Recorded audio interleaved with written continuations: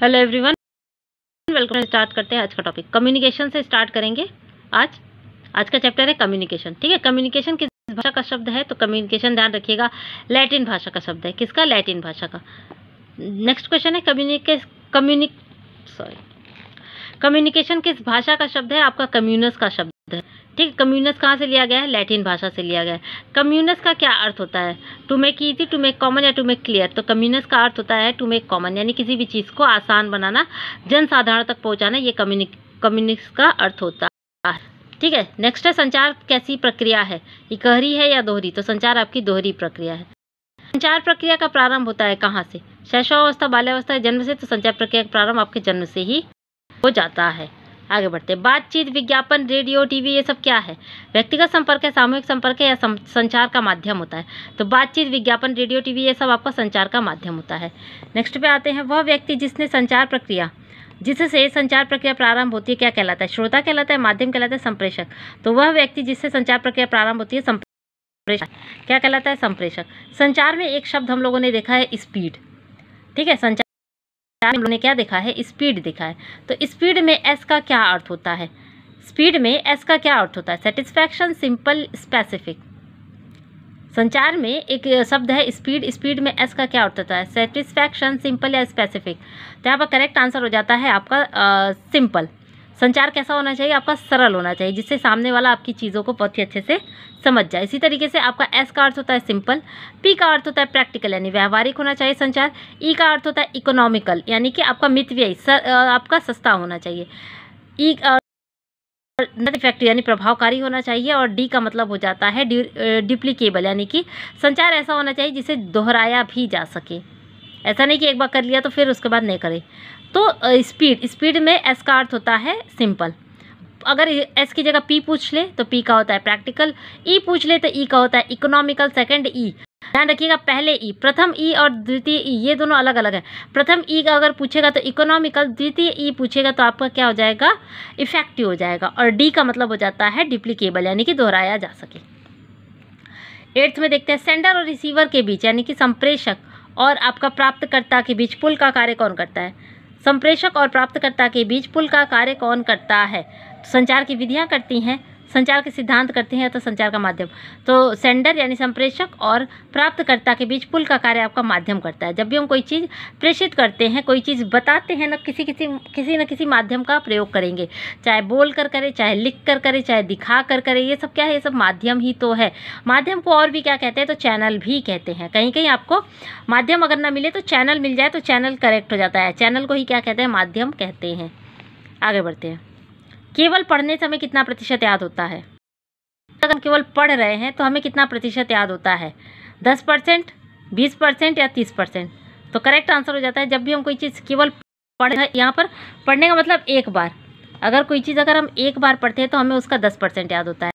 और किसी भी चीज़ को 100% याद करने के लिए कितना बार उसको पढ़ना चाहिए? तो कम से कम 10 बार पढ़ना चाहिए।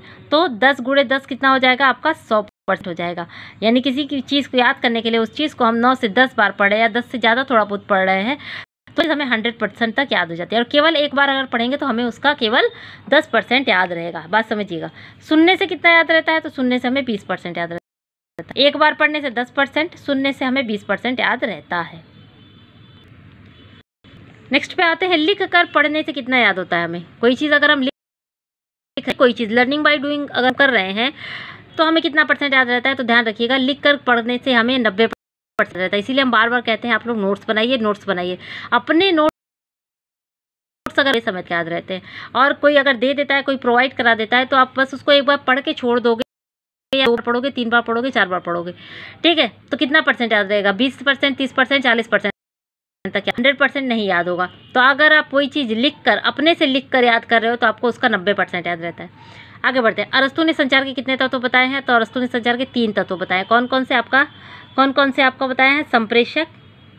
संप्रेषक है, संदेश है, और आपका क्या हो जाता है? संप्रेषक यानी वक्ता कह सकते हैं, वक्ता है, संदेश है, और आपका क्या है? ऑडियंस है यानी कि श्रोता है। तो इसे SSA मॉडल भी कहते हैं।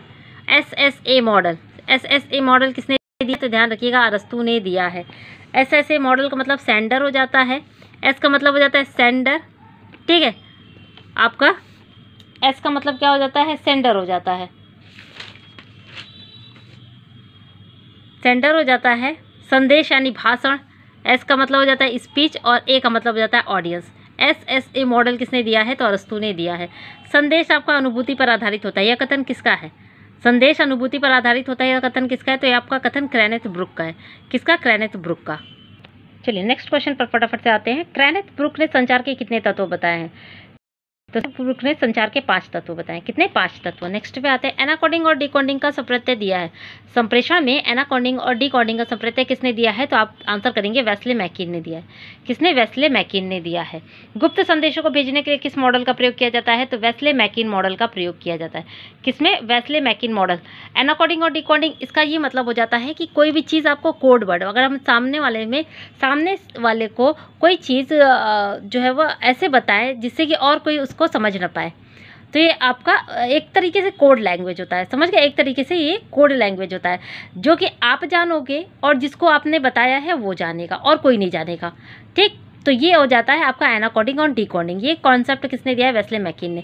गुप्त संदेशों को भेजने के लिए कोई भी चीज़ प्राइवेट होती है, उसको सभी तक ना पहुँच पाए, सभी के बीच में भी हम चीज़ों को अपने समझा सके सामने वाले को, तो ये आपका क्या कहलाता है? एनाकोडिंग और डिकोडिंग कहलाता है। ठीक है। गुप्त संदेशों को भेजने के लिए किस मॉडल का प्रयोग किया जाता है? वेस्ले मैकिन मॉडल का प्रयोग किया जाता है। नेक्स्ट है श्रोता की प्रतिक्रिया असल में है, यानी कि रिस्पॉन्स। श्रोता की प्रतिक्रिया, अभी तक हम लोगों ने कहीं भी श्रोता की प्रतिक्रिया नहीं पढ़ा है, तो श्रोता की प्रतिक्रिया किसने दिया है? तो ध्यान रखिएगा, लीगन्स ने दिया है। श्रोता की प्रतिक्रिया किसने दिया है? लीगन्स मॉडल में श्रोता की प्रतिक्रिया को बताया गया है। लीगन्स मॉडल को और क्या कहते हैं? आयताकार मॉडल, त्रिभुज मॉडल या वृत्ताकार मॉडल? तो लीगन्स मॉडल को वृत्ताकार मॉडल कहते हैं। उन्होंने इस तरीके से वृत्ताकार में अपने मॉडल को बताया है। आगे बढ़ते हैं इस तरीके से। ठीक है, वृत्ताकार मॉडल कहते हैं। SMCRE मॉडल है, किसने दिया है? लीगन्स ने या सूपे ने? तो SMCRE मॉडल दिया है सूपे ने। किसने? सूपे ने दिया है। आगे बढ़ते हैं। संचार का 5K मॉडल किसने दिया है? तो संचार का 5K मॉडल दिया है किसने? लॉसवेल ने दिया है। ठीक है, लॉसवेल ने दिया है। तो आई होप आज का भी सेशन आप लोगों को पसंद आया होगा। लाइव हो ही नहीं पा रहा है, इतनी दिक्कत हो रही है, कोई बात नहीं, रिकॉर्डेड देखिएगा। क्वेश्चन आपको एज इट इज़ मिलेंगे जैसे डेली मिलते हैं। चलिए फिर मिलते हैं नेक्स्ट वीडियो में, तब तक के लिए धन्यवाद।